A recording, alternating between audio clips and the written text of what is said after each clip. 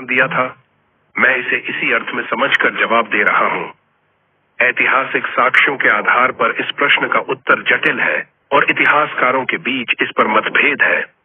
बाबर की आत्मकथा बाबरनामा में उल्लेख है कि राणा सांगा ने उसके साथ संवाद किया था और संभवतः इब्राहिम लोदी के खिलाफ संयुक्त कार्रवाई का प्रस्ताव रखा था।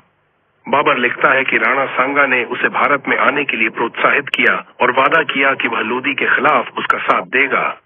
हालांकि यह स्पष्ट नहीं है कि यह निमंत्रण बाबर के भारत आने का प्राथमिक कारण था या केवल एक रणनीतिक संवाद था।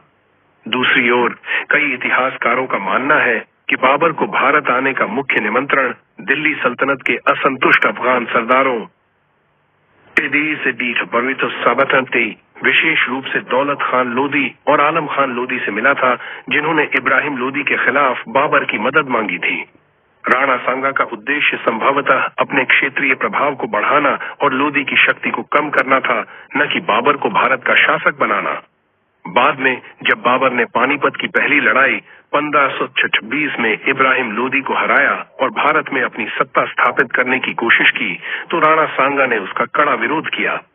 इसका प्रमाण खानवा का युद्ध 1227 से है, जिसमें राणा सांगा और बाबर आमने सामने लड़े और सांगा की हार हुई।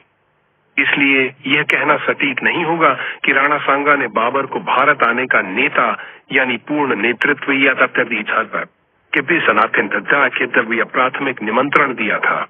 बाबर के भारत आने में कई कारकों और व्यक्तियों की भूमिका थी, जिसमें राणा सांगा का प्रस्ताव एक हिस्सा हो सकता है, लेकिन यह अकेला निर्णायक कारण नहीं था।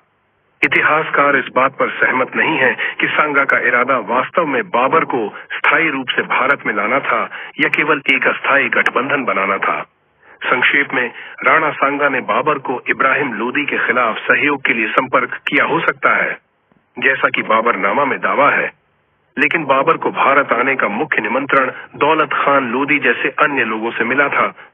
इस मुद्दे पर स्पष्ट सहमति नहीं है और यह ऐतिहासिक बहस का विषय बना हुआ है।